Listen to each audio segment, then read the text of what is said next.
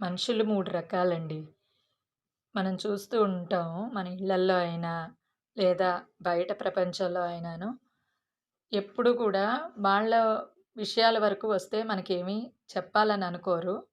అలాగే మన విషయాల దగ్గరికొస్తే అన్నీ కూపీ లాగడానికి చూస్తూ ఉంటారు. ఇది కుటుంబాల్లోనే కాదు, స్నేహితుల్లో కూడా అందరిలోని ఉంటూ ఉంటారు. ఆఫీసుల్లో గూడా ఉంటారు ఇలాంటి వాళ్ళు.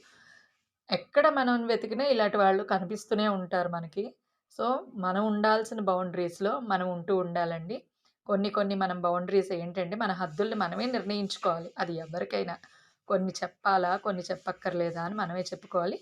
అవతల వాళ్ళని నొప్పించకుండా వాళ్ళని మనం చెప్పగలగాలి. ఎలా అంటే, "ఇది నువ్వు ఇలా చేస్తున్నావు నాకు నచ్చలేదు. ఇది నేను చెప్పాలనుకోవట్లేదు.